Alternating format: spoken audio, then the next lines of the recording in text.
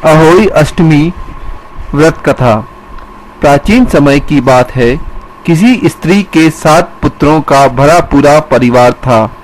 कार्तिक मास की दीपावली से पूर्व वह अपने मकान की लिपाई पुताई के लिए मिट्टी लाने जंगल गई। स्त्री एक जगह मिट्टी खोदने लगी। वहां साई की मात थी। अचानक उसकी कुदाली साई के बच्चे को लग गई और वह तुरंत मर गया। यह देख स्त्री दया और करुणा से भर गई, किंतु अब क्या हो सकता था। वह पश्चाताप करती हुई मिट्टी लेकर घर चली आई।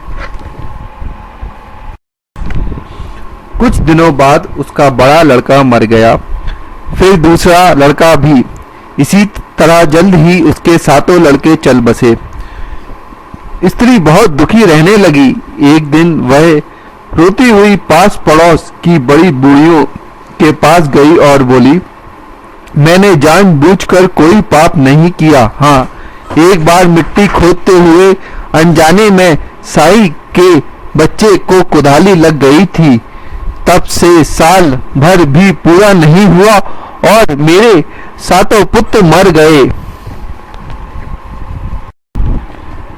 उन स्त्रियों ने उसे धैर्य बनाते हुए कहा, तुमने लोगों के सामने अपना अपराध स्वीकार कर जो पश्चाताप किया है, इससे तुम्हारा आधा पाप धुल गया।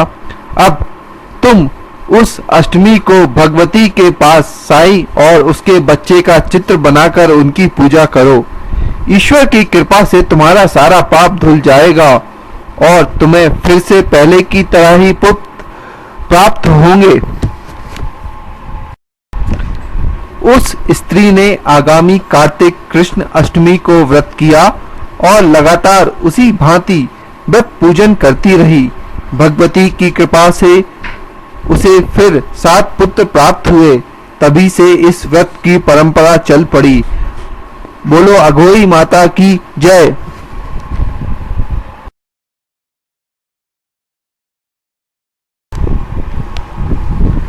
दूसरी कथा।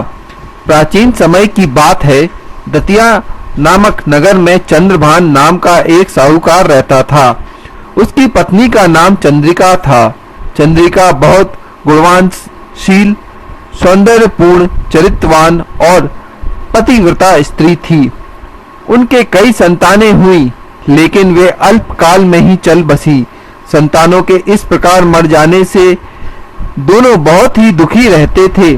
पति पत्नी सोचा करते थे कि मरने के बाद हमारी धन संपत्ति का वारिस कौन होगा।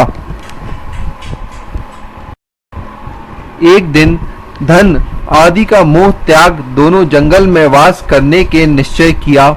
अगले दिन घर बार भगवान के भरोसे छोड़ वे वन को चले पड़े। चलते चलते कई दिन बाद दोनों बद्रिक आश्रम के समीप एक शीतल कुंड पर पहुंचे। कुंड के निकट अन्न जल त्याग कर दोनों ने मरने का निश्चय किया। इस प्रकार बैठे बैठे उन्हें 7 दिन हो गए। 7वें दिन आकाशवाणी हुई, तुम लोग अपने प्राण मत त्यागो। यह दुख तुम्हें पूर्व जन्म के पापों के कारण हुआ है। यदि चंद्रिका अहोई अष्टमी का व्रत रखे तो अहोई देवी प्रसन्न होंगी और वरदान देने आएंगी। तब तुम उनसे अपने पुत्रों की दीर्घ आयु मांगना। इसके बाद दोनों घर वापस आ गए। अष्टमी के दिन चंद्रिका ने विधि विधान से श्रद्धा पूर्वक व्रत किया। रात्रि को पति पत्नी ने स्नान कर स्वच्छ वस्त्र धारण की। उसी समय उन्हें अहोई देवी ने दर्शन दिए और वर मांगने को कहा। तब चंद्रिका ने वर मांगा कि मेरे बच्चे कम आयु में ही देवलोक चले जाते हैं, उन्हें दीर्घ आयु होने का वरदान दे दें। अहोई देवी ने तथास्तु कहा और अंतर्ध्यान हो गई।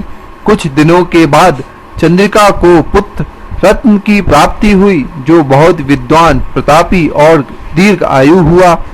जिस स्त्री को बेटा अथवा बेटी का विवाह हुआ हो, उसे अहोई माता का उज्जन करना चाहिए। एक थाल में चार चार पूड़ियाँ सात जगह रखें, फिर उन पर थोड़ा थोड़ा हलवा रख दें। थाल में एक साड़ी, ब्लाउज और सामर्थ्य के अनुसार रुपया रखकर थाल के चारों ओर हाथ फेर कर सासू जी का चरण स्पर्श करें तथा उसे सादर उन्हें दें। सासू जी थलिया व रुपया स्वयं रख लें एवं हलवा पूड़ी प्रसाद के रूप में बांट दें। हलवा पूड़ी का बायना बहन बेटी के यहाँ भी भेजना चाहिए। बोलो अहोई माता की जय।